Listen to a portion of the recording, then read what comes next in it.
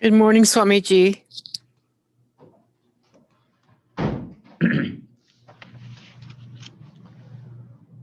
Om Satoma Sadgamaya Tamasoma Jyotirgamaya Mrityorma Amritangamaya Om Shanti Shanti Shanti. Om, lead us from the unreal to the real. Lead us from darkness to light. Lead us from death to immortality. Om, peace, peace, peace. The subject of my talk today is rise above fear. This is a very relevant subject for today or for the present time, because we are definitely under the spell of a fear, coronavirus. It is not a fear as such. It has become so universal that we can say that it has become part of our temporary culture also throughout the world. But when it started, you can imagine how actually afraid we were.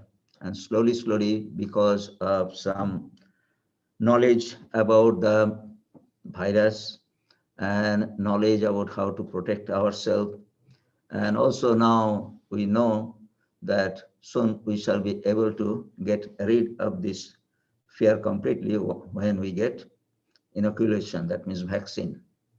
And of course, there are treatments that also we know that has come up. So it will be reduced to just ordinary flu, when the fear, we can say, a little bit fear of fever and all those things that we have about our flu, that it will be reduced to that.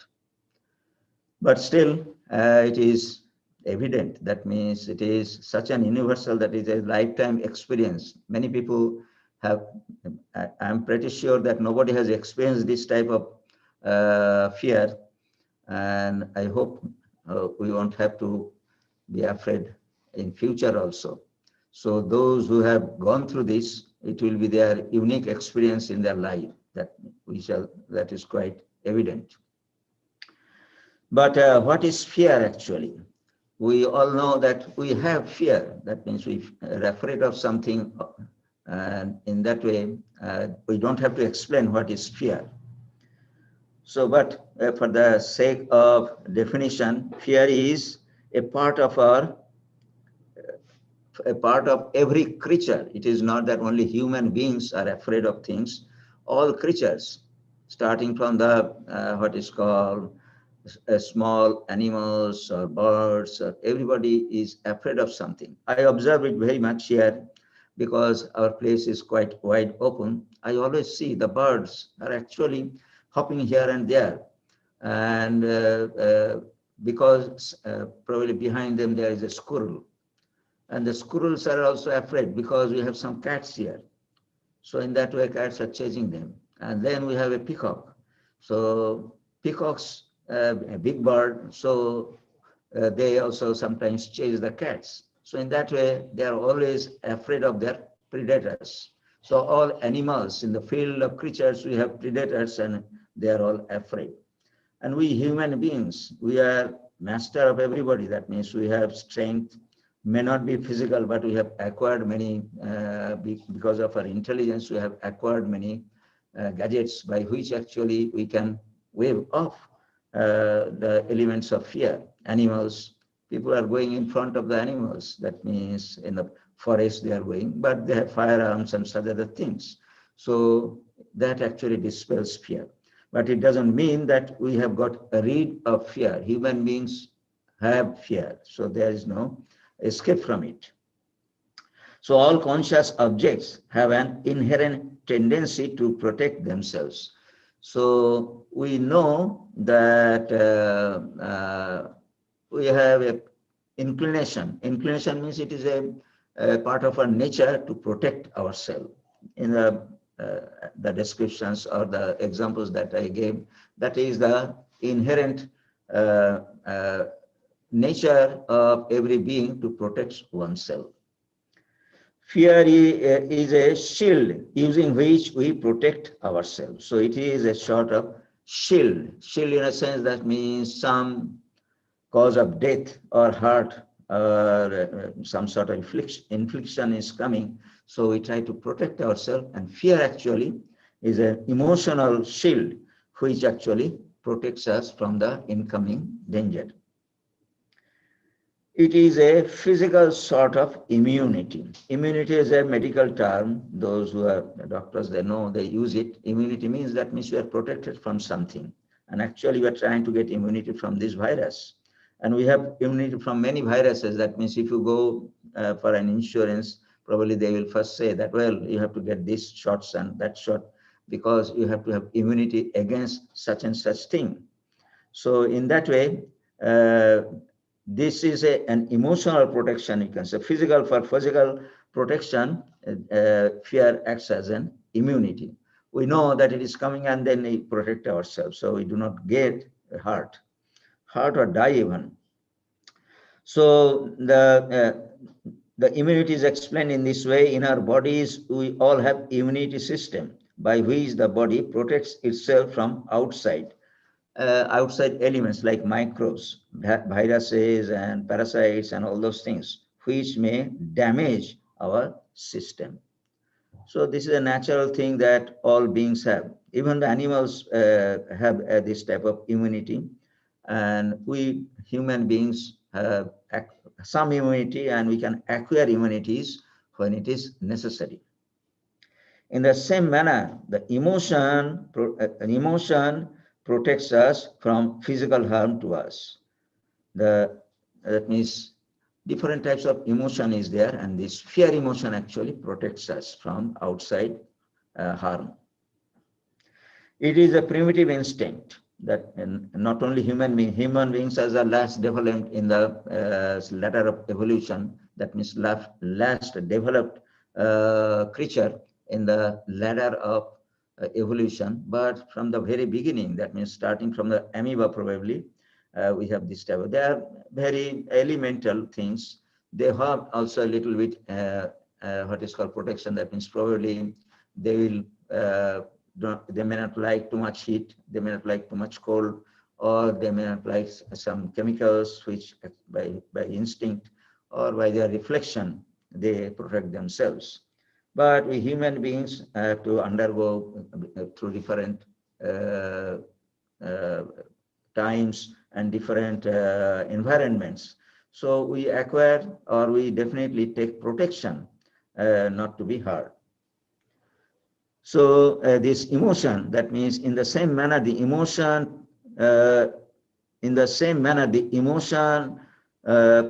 protects us from physical harm to us. It is a primitive instinct, self-preservation, self-expression, urge for progeny, urge for living together, and also urge for knowledge is inherent in every creature.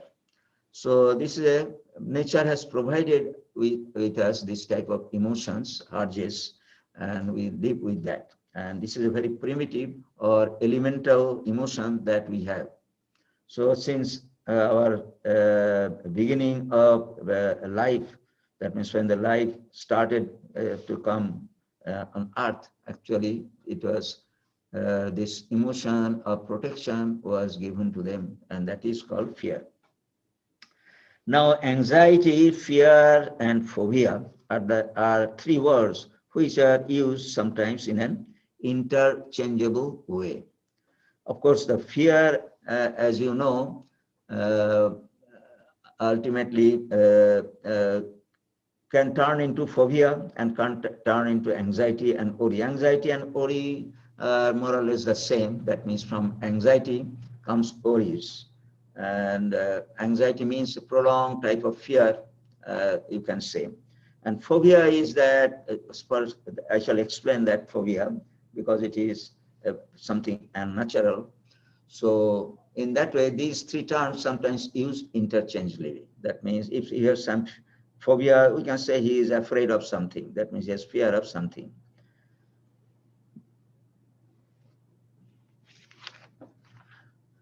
Psychologists who do research in the area of fear say it may be in, some interesting statement they have made. That means they're saying that 40% of people are afraid of things which had happened rarely in the past. That means we are afraid of something which has rarely happened in the past. Before coming to this pandemic situation, actually, probably in the books or in probably doctors have said that, well, in 1918, there was this type of pandemic situation. And naturally, before coming this, we are afraid of that. But it did not matter us, but because it was in the past. So in that way, we see that 40% of people are afraid of things which had happened rarely in the past. Once in a while had happened. From war was there. You see that for a long time we had this Cold War. So what is Cold War? Cold War means we are afraid of being attacked by as enemies. Enemies means, that means two enemies, two camps of enemies were there. They are afraid of each other. So it is a past thing. That means probably the first World War, Second World War, and such other things were there.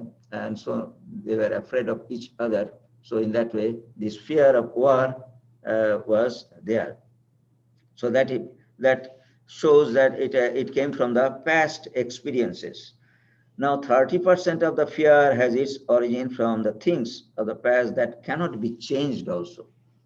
That is also important to know. That means you cannot change something. Drought, flood, and though we try to, when there is flood, we think that, well, if the water is deluge, actually, we cannot really control even now. But definitely river flood and all those things, to some extent, we can control, and we have control. But again, there are places where there is flood is going on. So the point is this, that 30% of the fear has its origin from the things of the past that cannot be changed. That means you have suffered something in that way that is not possible to change.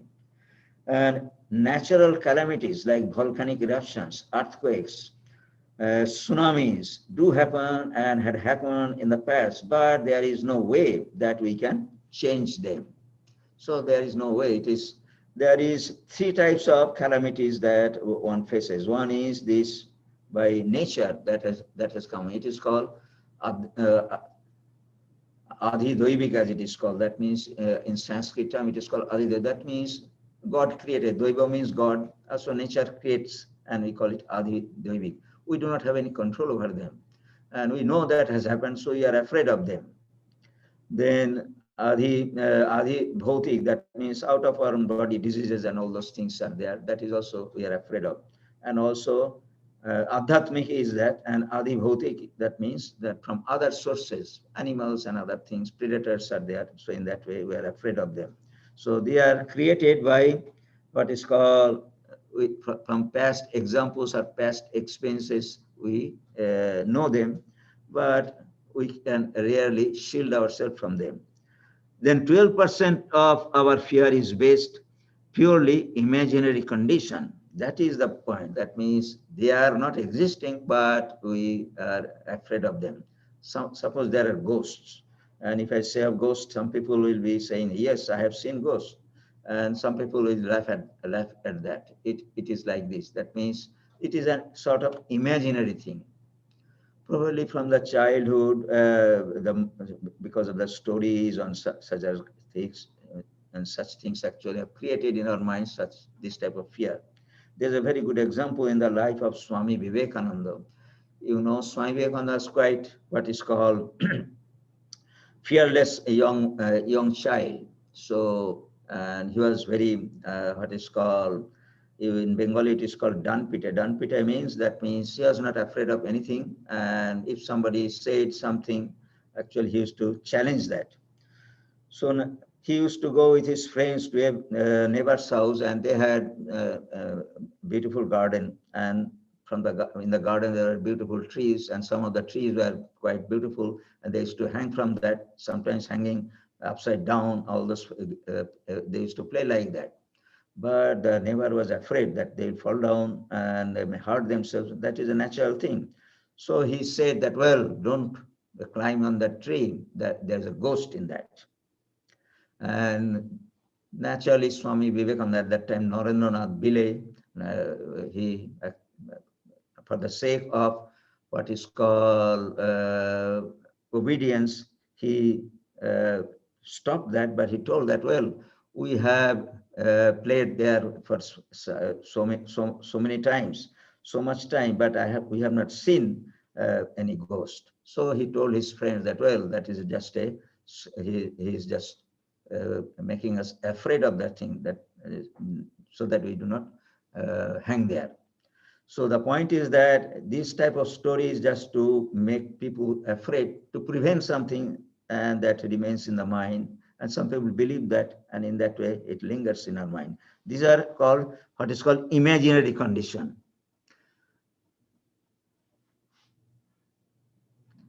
Like there is a very good example in our lives also, buying of firearms. You know, we are afraid that something will happen to us, so just let us have protection. So people actually have firearms in their house. Nothing is happening, but still they have firearms in their house. So it is beyond common sense, but still the fear is there. So naturally we are afraid of that, of the being hurt. So now the businesses like selling of firearms, then security system thrive on this assumption. They are always advertising in that way. This may happen to you, so buy this, buy that. Security system is also like that. That means we have very robust system of what is called protection. That means police and all those stuff is there. But still, we are afraid of thieves or unknown persons entering our place. And so we install security system. And those who have installed security system, probably in 10 years' time, they have never used that also. And there's no necessity of using that also. But every month, they are paying the what is called the bill. It happens like that. I remember one story about the security system. We have a center in St. Petersburg. And in St. Petersburg, a new Swami was appointed. He came just from India and he was just posted there. Usually what happens, that means a Swami comes and he stays in a center, established center with the senior Swami and also devotees, and he gets groomed very well. That means he gets know to the system and all those things very well. But he came directly to that center. So it was a sort of sub-center, but independent center of one of our Newark centers. So he has posted there. And naturally, a new person in a new place and an environment is new. So he was, I cannot say that he was afraid of everything, but when the suggestion came that you should have a security system, he actually thought that is a very good suggestion, and he installed the security system in the center. And that was quite an understandable for a new person in a new place. That is quite understandable. He, as long as he lived there, probably a year or two, then he was transferred to New York. Another Swami came. He actually lived in this country for a long time, maybe 10 years or something like that in San Diego. And he came there. But he knows the customs, conventions, and he was a very bold person also, has visited many places, used to drive. So he was not afraid of anything, but still the security system is installed there. So it continued. But one day it so happened that suddenly the security system the alarm started, and he did not know how to stop it. So there's a problem. So he has what is called pressing this button, that button, and in that way, at night actually started what is called loud sound, and he was very much embarrassed. And ultimately, he had to call the company, and the company gave a simple instruction that actually solved the problem. That means it was stopped. Then next, actually, he said that, well, I do not want this security system, alarm system. So why? Because there's no necessity. What we have here, we do not have golds and diamonds in the center. The thief will come and steal all those things or kill us and take away all those things. So he ultimately got rid of the security system. The point is that many businesses are there which thrive on the inherent, that means fear is there in us. So inherent, they stoke the fear, and in that way they what is called thrive in their business. So 10%, what is called now, actually we are coming to the rest of the percentage. 10% are problems and 8% they are personal problems. The point is that we waste our time and by occupying ourselves with things which are beyond our hands. That means there is no way that we can prevent those things, or what will happen. But by being afraid, actually you cannot really prevent them happening. That is the point. But the fear actually doesn't prevent them. And media, of course, contribute to creating unnecessary fear in our minds. That is very true. That means in the philosophy of business or philosophy on media, you will attract more people if you can create fear. So in that way, something has happened in a long, what is called thousands of miles away, which is of our no concern, but it is something which is very fearful. So by describing that, they create what is called get more readers. Newspapers and businesses do that. Of course, there are genuine fear also. You see, this forest fire, this is a fear that is quite common nowadays. It is happening very often, not only in this country, but in Australia, sometimes in Canada also, and it happened in Siberia also in that way. So, but we do not have control over that. But still, those who are concerned means those who are in the area, so they definitely will have to be afraid. And because of this fear, they are moved out of their place. And some people actually lose their houses also because the fire is so rampant. They come and just burn their houses. It happens like that. So these are genuine fears. And if we have fear, then actually we can save ourselves definitely, but we cannot really do anything to prevent them. That is the scope for prevention is there, but sometimes it does not work in that way. So the firefighters are there and they are doing their work. Now, what are the symptoms of fear? That is also we need to know, because we have to live with fear, and we have to be afraid time to time. But how to know that we are afraid or somebody is under the spell of fear? So they are like this. That means paleness of the face. That means, as it is said, that the face becomes white with fear. That means just like a white piece of paper. So as if the blood has gone down from the face. Then palpitation of the heart also. That is also a sign of fear. If suddenly something happens and we are afraid, you will see the palpitation will go up. Then slowing or stoppage of pulse also. Naturally, if the heart is irregular, and then the blood flow also will be, and pulse will not, we shall lose our pulse, or will become what is called slow. Then sometimes it is intense, then there will be tremors in the limbs. That means if it is intense, then naturally we shall tremble. Then perspiration also comes. That means if you are really afraid, you see that on the forehead and such other places, perspirations come. Then voice will be choked, you will not be able to utter anything. It happens like that. Then eyes become expressionless. If it is intense, then actually it will be so, the eyeballs will become fixed. Mind becomes numb, body becomes stiff, and in extreme case, actually, a person may die also. Sudden attack of fear may kill one person.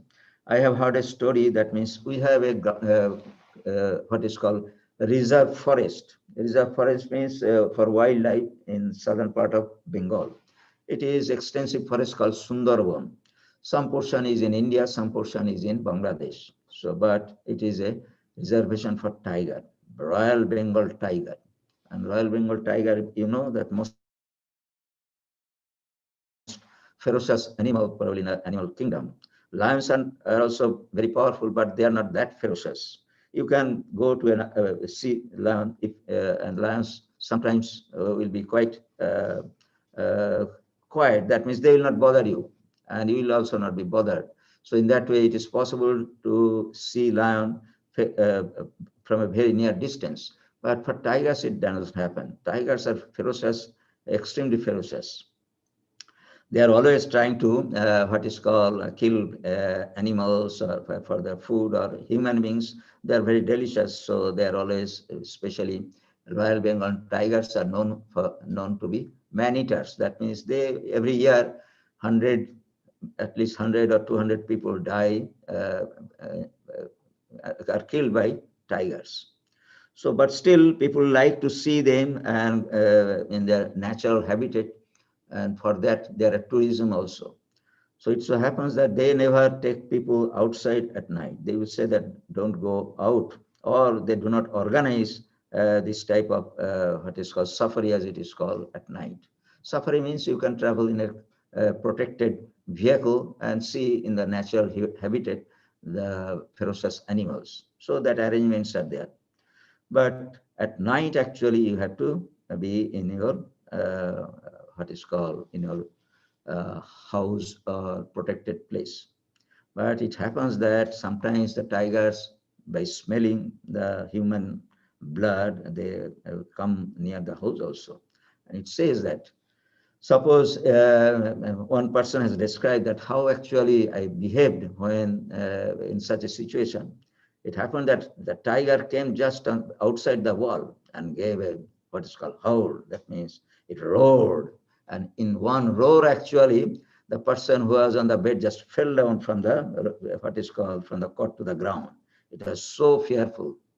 So the point is this, that means it may kill also. That means if you are really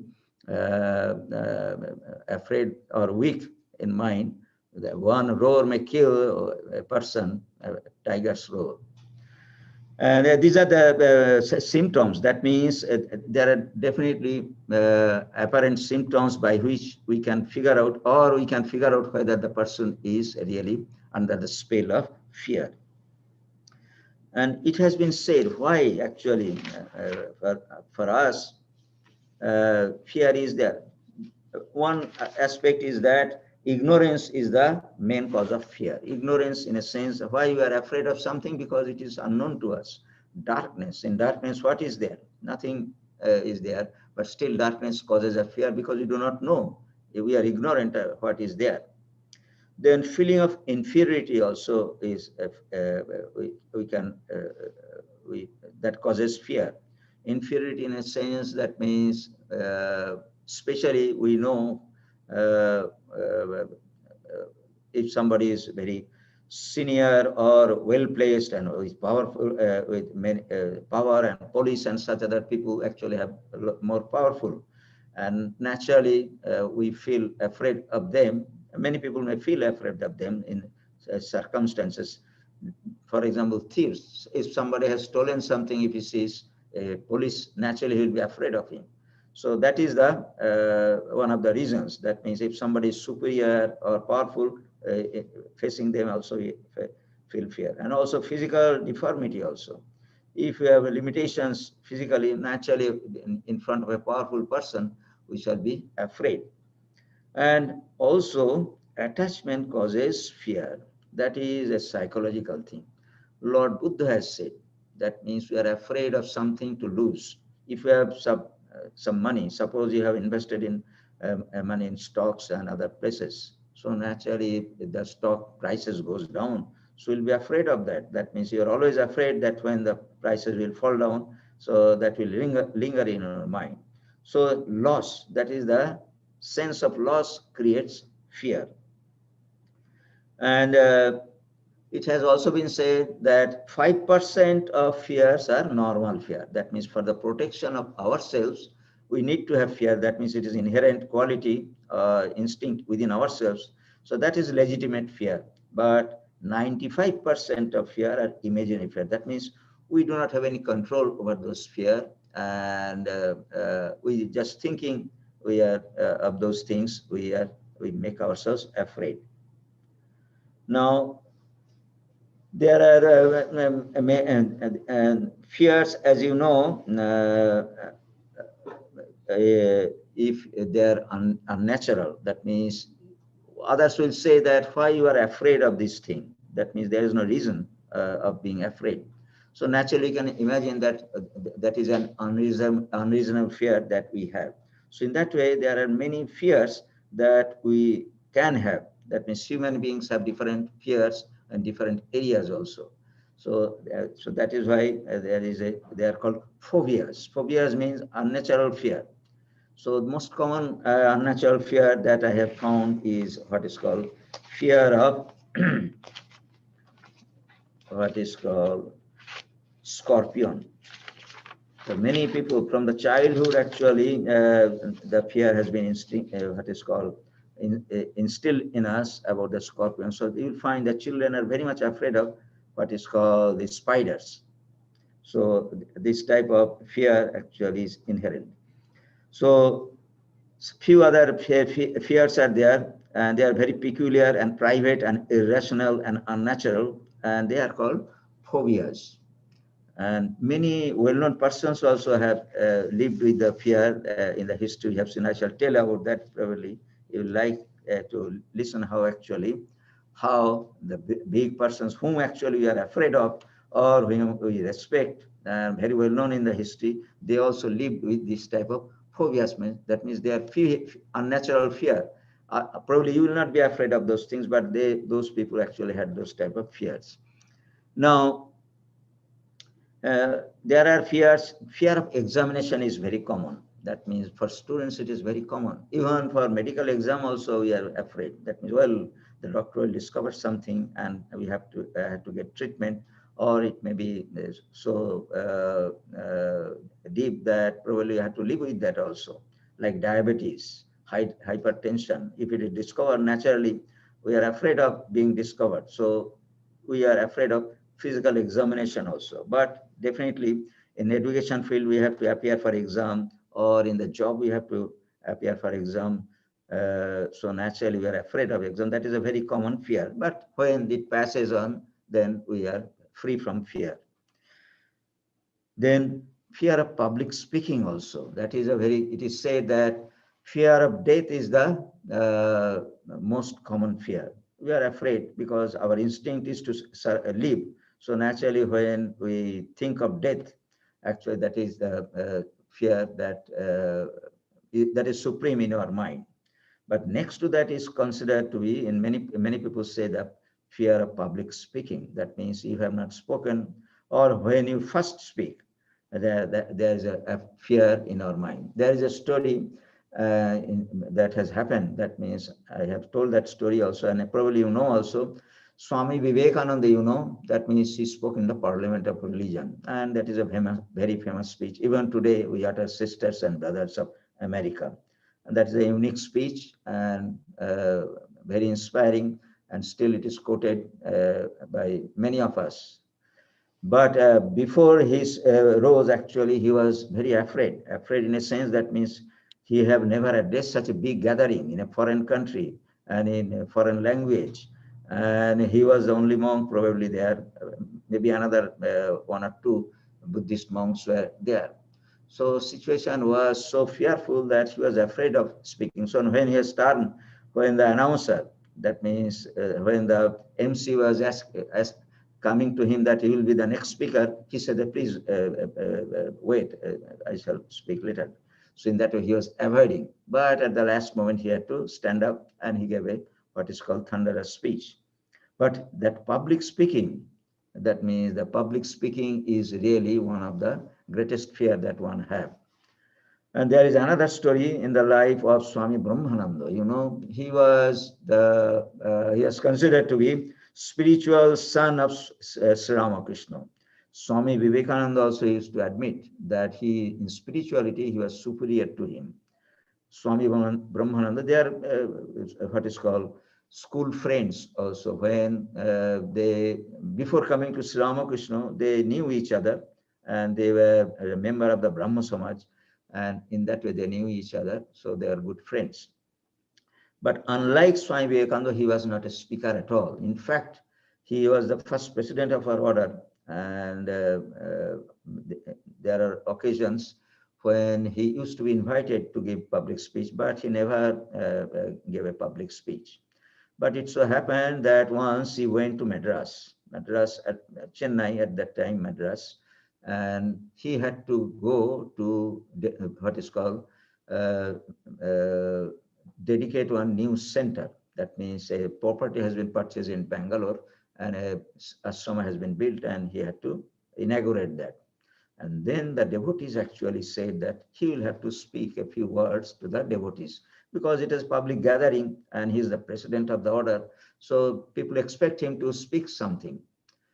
So Swami Ramakrishnananda, who was in charge of the Chennai center and also who built up that Bangalore center, he said that Raja, his what is called pre-monastic name was that you have to speak something, and the devotees are very much uh, interested in hearing you.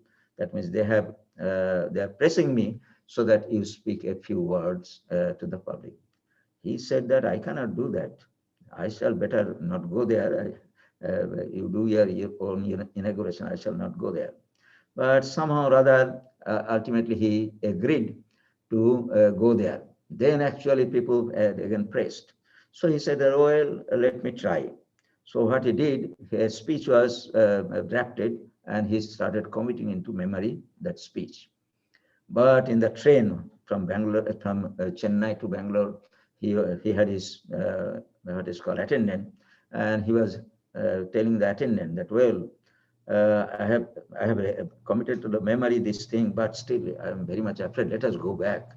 We don't want to. I don't want to go to Bangalore. So in that way, still he was so afraid.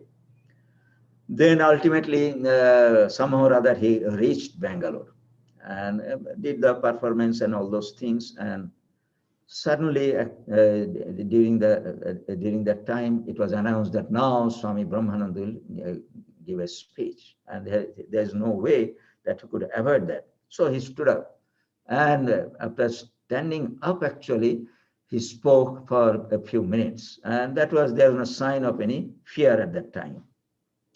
Then actually those who knew that he was so afraid of public speaking asked that, how actually you gave such a beautiful speech? There was no sign of your fear there. Then he said that, well, I remembered one word of Sri Ramakrishna. So what was that word? He said that lok na pok. That means the audience is the human beings. And he said lok na pok. Pok means poka. Poka in Bengali means that they are just what is called insects. So in that way, I remembered that, and then I thought that they are nothing. That means those who are there just like insects. So then actually I spoke. So that brought the what is called strength of the mind. So this happens. That means it is an imaginary fear that inheres in the public speaking. So if you are really think in a negative, what is called in a positive way, it is nothing. So this is these are the fears that actually human beings experience in our day-to-day life. Then there are certain fears. As I told you, there are peculiar fears, and they have their names also. Their Latin names are there. Fear of spiders, that is called arachnophobia. That is, then fear of snakes are there. That is called ophidiophobia. Then there is fear of thunder is also there. That is called brontophobia. Then fear of darkness is there. That is called nectophobia. Then fear of crowd is there. That is called ocophobia. And fear of closed space. That is quite common actually. And many of us have that. I personally have this fear of closed space, which is called claustrophobia. That means if you are in a room, a small room, small space, and you have to stay there for a night. Actually, you'll be afraid of such a place. So this is called claustrophobia. And imaginary disease also, there's pathophobia. Diseases which are really we should be afraid of. That is natural. That means everybody should be afraid of them. Now virus is there, we have to be afraid of that. But if something natural, unnatural is there, then and we are afraid of that, that will be unacceptable. That is called pathophobia. And the causes of phobias are nervousness, stupidity to some extent of the mind. That means we do not analyze those things. That is why we are afraid of those things. And lack of inquiry, lack of right thinking, and then lack of understanding also. There are ways by which actually unnatural fears can be, what is called, we can get over of those unnatural fears. So how they can be done? One is that by analyzing fear. So we can see, yes, whether it can harm me. So in that way, we can question ourselves.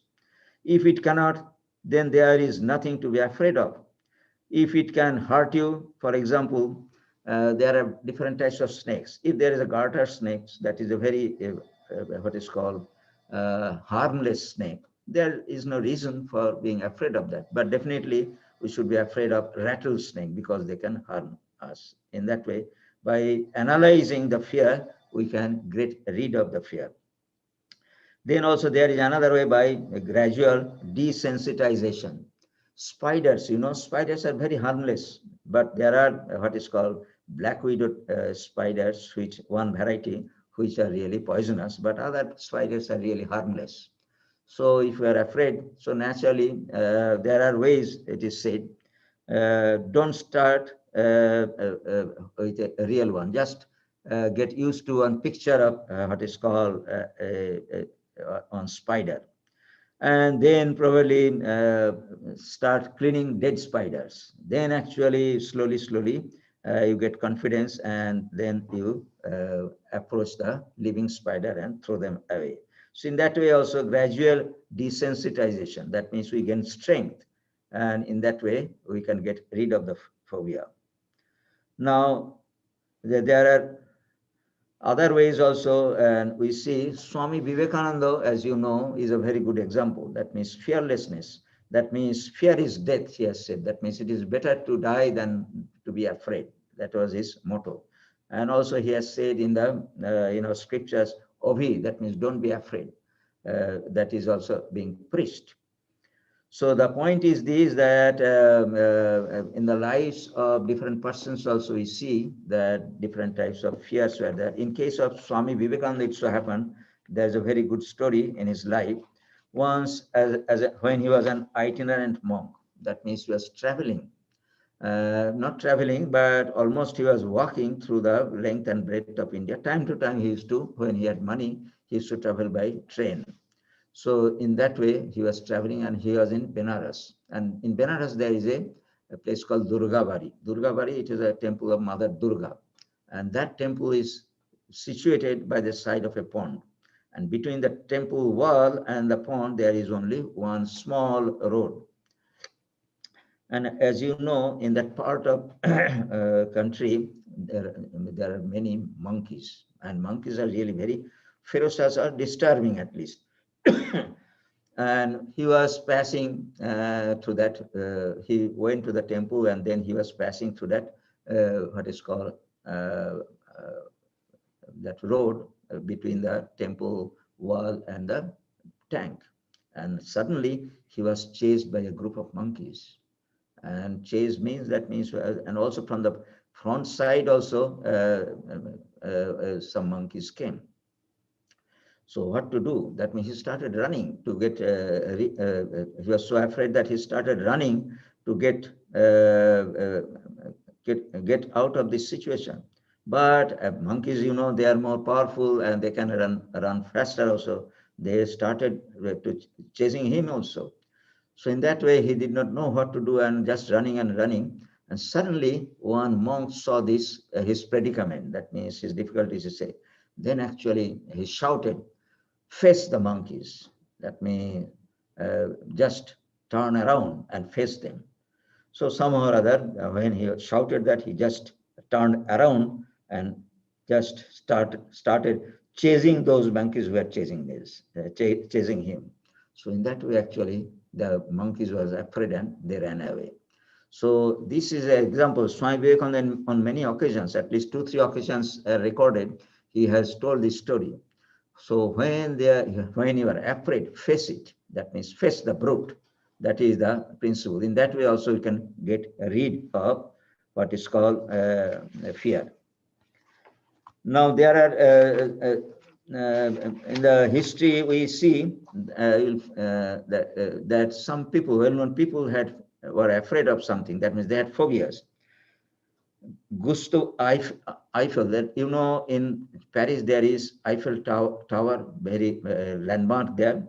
But the designer, the engineer who, in whose name that Eiffel Tower stands, he was afraid, was terrified by heights. That means it is a tall structure, but he himself was afraid of height.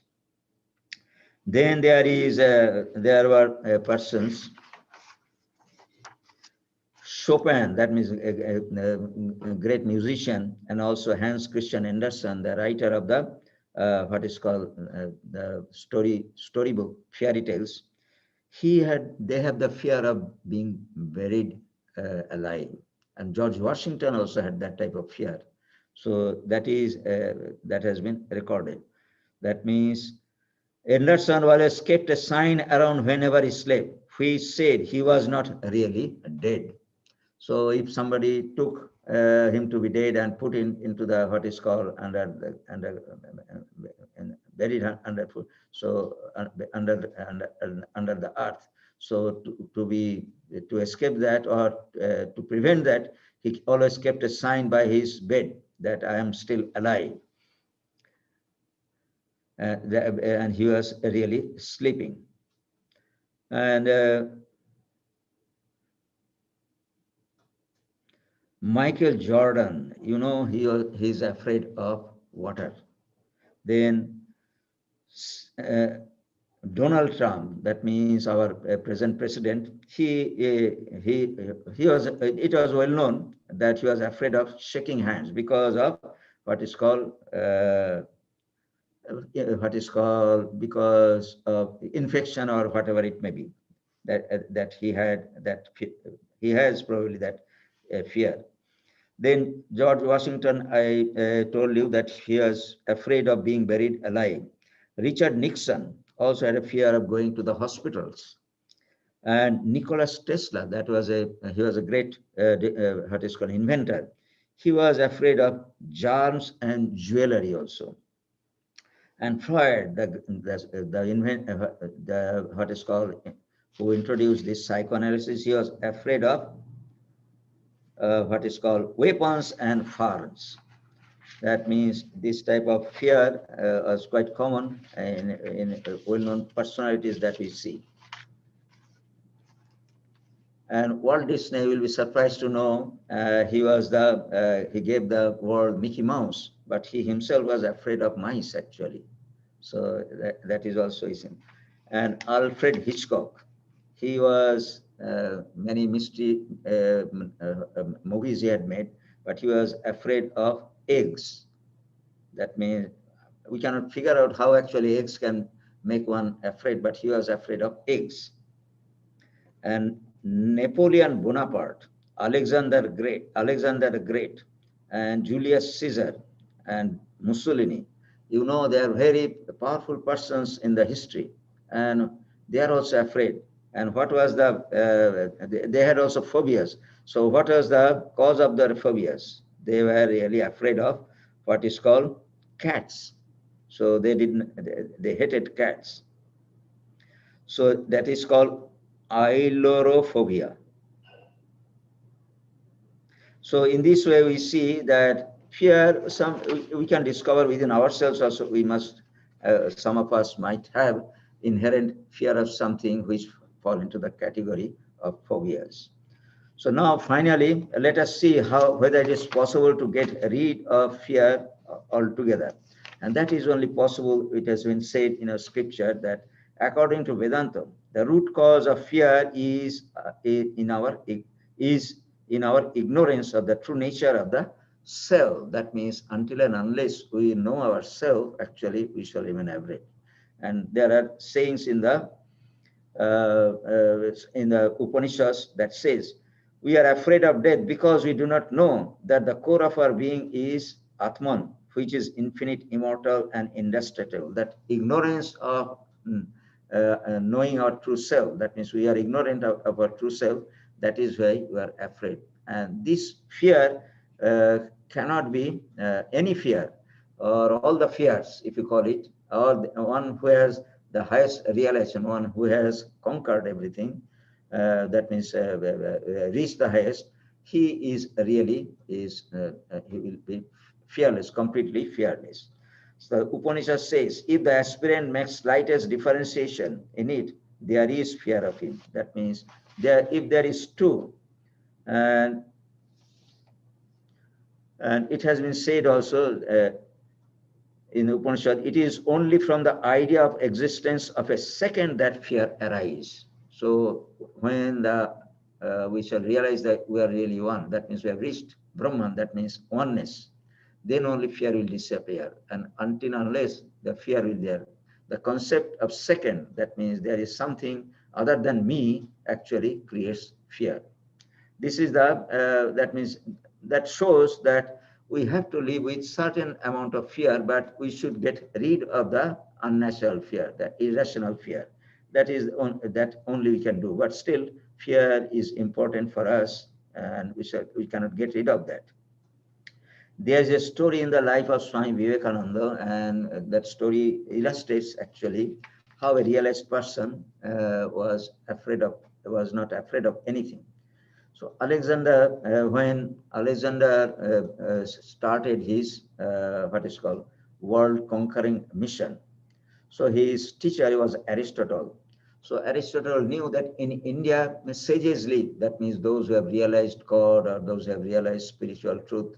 So he knew that. So he advised his student Alexander that when you go to India, you try to meet some sages. That means the realized person.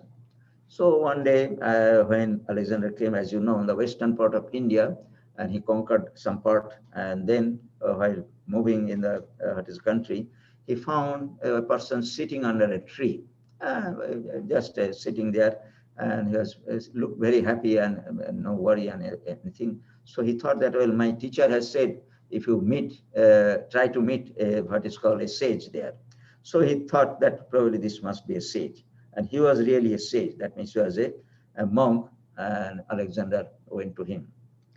And then he asked him that he asked a few questions to that person, and he answered very what is called deep, with full knowledge and depth, just like a great philosopher.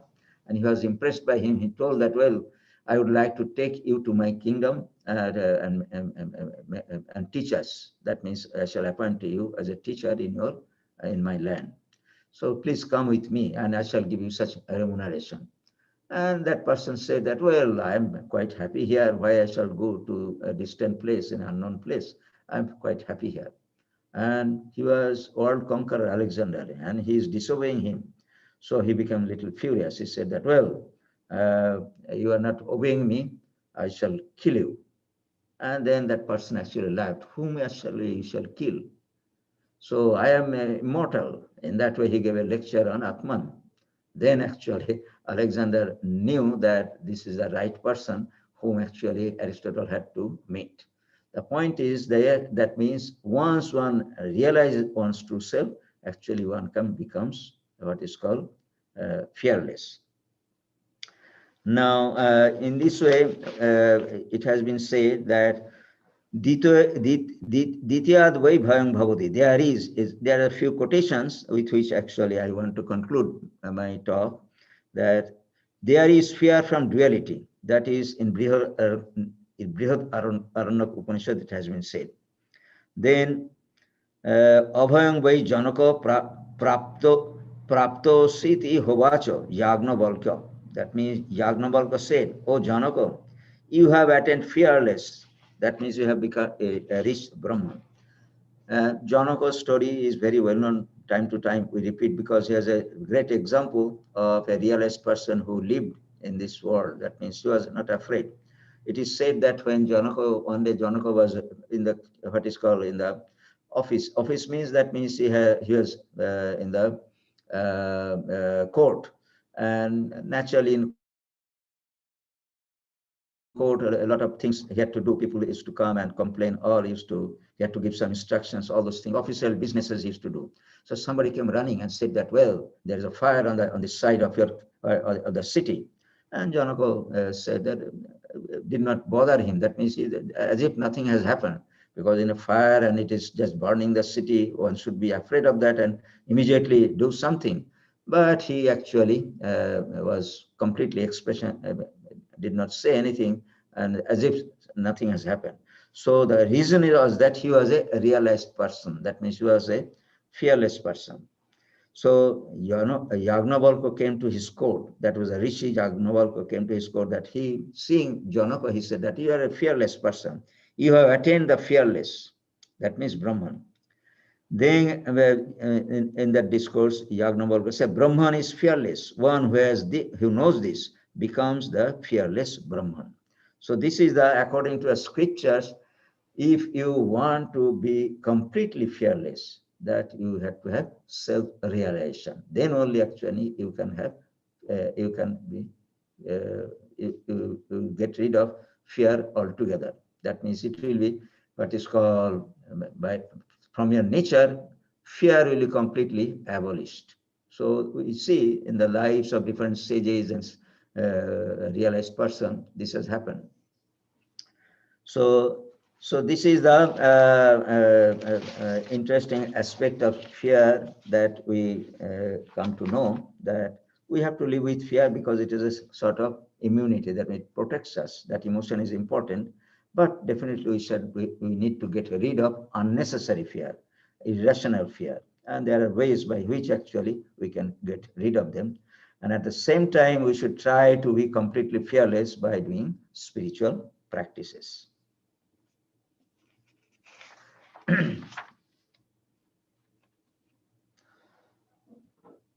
So next Sunday, Ishodhananda will be speaking on now what is meditation.